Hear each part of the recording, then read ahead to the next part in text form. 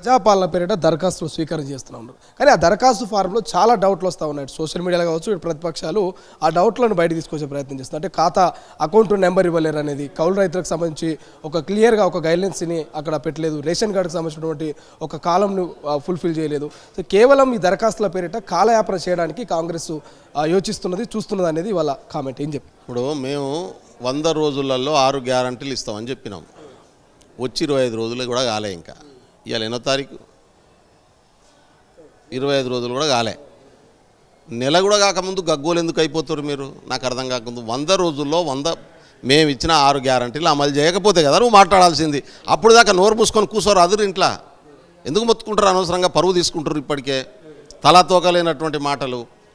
ఇప్పుడు రైతు బంధు గతంలో కాంగ్రెస్ పార్టీ దుర్వినియోగం అవుతుందని చెప్పింది. షెట్లకు ఇచ్చిర్రు, పుట్టలకు ఇచ్చిండ్రు, 100 ఎకరాల భూస్వాములకు ఇచ్చిండ్రు, వ్యవసాయం చేయనోనికి ఇచ్చిండ్రు, అమెరికాలో ఉండి సాఫ్ట్వేర్ ఉద్యోగం చేసుకుంటూ గుట్టలు కొన్నోనికి కూడా ఇచ్చిండ్రు, రియల్ ఎస్టేట్ వెంచర్లకు ఇచ్చిండు. ఇదంతా ప్రభుత్వ సొమ్ము దుర్వినియోగం అని మేము చెప్పినాం. మేము రైతు బంధు రిలీజ్ చేయాలి. ఇప్పుడు పాత పద్ధతిలో రిలీజ్ చేస్తే ఏమవుతుంది? దుర్వినియోగం అవుతుందా, ఉపయోగం అవుతుందా? కాబట్టి ఒక్క రూపాయి కూడా దుర్వినియోగం కావడానికి వీల్లేదు. కాకుండా ఉండాలంటే వాస్తవాలు బయటికి రావాలి. రైతులకు ఇస్తాం, భూమి మీద ఆధారపడి వ్యవసాయం చేసేటోనికి ఇస్తాం, భూమి లేని కౌలు రైతులకు ఇస్తాం, కౌలు తీసుకొని చేసేటోళ్ళకు 15,000. వాళ్ళతో పాటుగా ఎవరైతే రైతు కూలీలు ఉన్నారో వాళ్ళకు కూడా 12,000 సంవత్సరానికి ఇస్తామని చెప్పి వాగ్దానం చేసినాం మేము. అది కూడా ఇస్తాం. ఆ లెక్క తేలాలి కదా. లెక్క తేలాలంటే రైతు కూలి ఎవడో, వ్యవసాయం చేస్తున్నోడు ఎవడో, కౌలుకు తీసుకున్నోడు చేస్తున్నోడు ఎవడో క్లారిటీ రావాలి కదా. ఈ క్లారిటీ లేకుంటే ఎట్లా? 9 సంవత్సరాల కాలంలో ఒక్క రేషన్ కార్డు ఇవ్వలే వీళ్ళు. రేషన్ కార్డులను దరఖాస్తులు పెట్టుకో అంటున్నాం తప్ప రేషన్ కార్డులు ఇవ్వడం, ఒక్క ఇల్లు ఇవ్వలే. ఇల్లు లేనోడెవడో దరఖాస్తు పెట్టుకోవాలి కదా.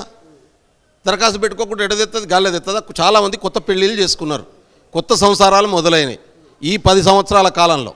ఈ 10 సంవత్సరాల కాలంలో ఎంతమంది పోరగాలు పెళ్ళిళ్ళు చేసుకొని కొత్త సంసారాలు పెట్టుకొని వేరుబడి ఉంటారు? వాళ్ళు తడకాలు కట్టుకొని ఉంటారు. వాడు దరఖాస్తు పెట్టుకోకుండా ఎట్టిస్తావు ఇల్లు అనకు.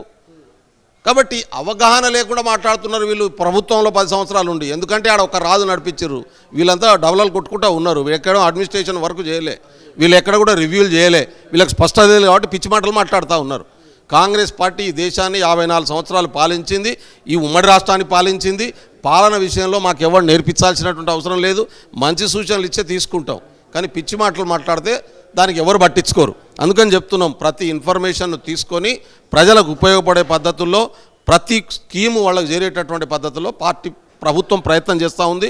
రేవంత్ రెడ్డి గారు ఒక్క గంట కూడా నిద్రపోకుండా, ఆయనకు జ్వరం వస్తుందా బా, గొంతు పట్టుకుంటా అంటే కూడా మాట్లాడలేనటువంటి పరిస్థితుల్లో పోయి రివ్యూలు చేస్తూ ఉన్నాడు. కనబడతలేదా? మీకు జ్వరం రాకముందే జ్వరం వచ్చినట్టు అనిపిస్తేనే పోయి యశోదలమంటారు. మేము అట్లా లేదే. మా ముఖ్యమంత్రి, మా ఎమ్మెల్యే నిన్న ఎడమ బొజ్జు జ్వరం వస్తే ఎడపోయిండు, కార్పొరేట్ హాస్పిటల్ పోయిండా? ఖానాపూర్ ఎమ్మెల్యే పోయి గవర్నమెంట్ హాస్పిటల్లో పండుకున్నాడు. అంటే ప్రజలకు ఒక విశ్వాసాన్ని కల్పించాలి. ప్రజలు పొందుతున్నటువంటి ప్రభుత్వ వైద్యం ప్రజలందరికీ అందుబాటులో ఉంటుందనే ఒక కాన్ఫిడెన్స్ రావాలి. డాక్టర్లు డ్యూటీకి రావాలి, ఎవరి నౌకరి వాడు చేయాలి. గాలికి తిరిగి IAS IPS ఆఫీసర్లు సగం మంది పని చేయకుండా తిరిగారు కదా. అడ్మినిస్ట్రేషనే కుప్పగూల్చేసారు కదా వీళ్ళు. ఆ అడ్మినిస్ట్రేషన్ సరి చేసే పని పెట్టుకున్నారు. ఎందుకు రోజు రివ్యూలు జరుగుతుంటే 10 గంటలకు ఎవరైనా సెక్రటరీ బొంగ చూసిరా మీరు? ఇలా 9 గంటలకు ఉరుకుతారు. ముఖ్యమంత్రి పోయి అక్కడ కూర్చుంటాడు. నీకు పొద్దున్న నుంచి 18 గంటలు ఆయన పనిచేస్తున్నటువంటి పరిస్థితి ఉంది. మంత్రులు పోయి కూర్చుంటా ఉన్నారు. నిన్న 4 మంత్రులు కాళేశ్వరం పోయి రివ్యూ చేశారు, డ్యామ్లను చెక్ చేశారు. ఇవాళ భట్టి గారు మళ్ళీ ఖమ్మం జిల్లా భద్రాద్రి ప్లాంట్, ఇక్కడ యాదాద్రి 2 ప్లాంట్లు రివ్యూ చేయడానికి బయలుదేరి వెళ్ళిపోయాయి. ఎడ కూర్చున్నారు వీళ్ళ లెక్క. ఇంతకుముందు ఒక్క మంత్రి నా చూసినా మీరు?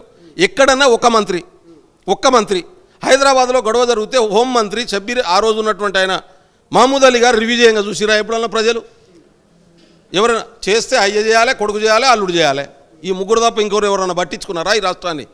కాబట్టి ఇది ప్రజాస్వామ్యం. ప్రజల ఓట్లతోని ప్రభుత్వం ఏర్పడ్డది.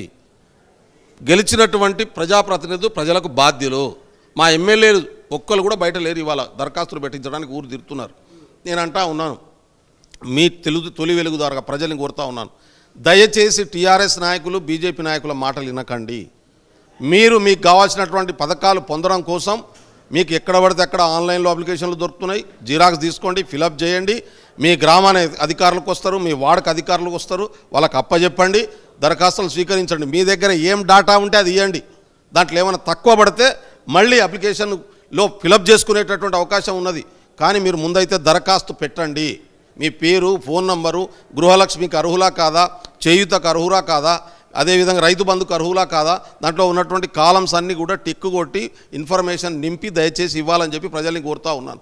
ఇండ్లు లేకుంటే ఇండ్లు లేని వాళ్ళు, ఇల్లు ఉంటే ఇంకోటి, ఏ కాలం ఉంటే ఆ కాలంలో ఫిల్ చేయండి. చాలా సింపుల్, అది కాంప్లికేషన్ ఏం లేదు. దాంట్లో 3 పేజీలు ఫిలప్ చేసి ఇచ్చేస్తే స్క్రూటినీ అవుతుంది. అయిపోయిన తర్వాత ఎవరికి ఏమి ఎలిజిబిలిటీ ఉంటే దానికి సంబంధించినటువంటి ఇన్ఫర్మేషన్ మీ దగ్గరికే వస్తుంది. అధికారులు మీకే వచ్చి చెప్తారు. గంటలు నిలబడాల్సినటువంటి పరిస్థితి లేదు. నిన్ననే సీతక్క చెప్పింది, జనాలను తిప్పించుకోవద్దు, అధికారులు వచ్చిన వెంటనే పనిచేసి పంపించాలని చెప్పి. అంటే మా మంత్రులు ఎట్లా పనిచేస్తున్నారో చూడండి. ఒక్కొక్కరు పొంగులేటి శ్రీనివాసరెడ్డి గారు నిన్న మాట్లాడుతూ ఉంటే ఇంజనీర్లే నోర్లు పెట్టినటువంటి పరిస్థితి. అందుకనే జ్ఞానం ఉన్నోడు, ప్రజల పట్ల కమిట్మెంట్ ఉన్నోడు, చైతన్యం ఉన్నోడు, ప్రజల పట్ల నిజాయితీగా పనిచేయాలనుకుంటే ప్రభుత్వం ఎట్లుంటుందంటే ఈ 25 రోజుల్లో రేవంత్ రెడ్డి గారి ప్రభుత్వం నిరూపించేసింది.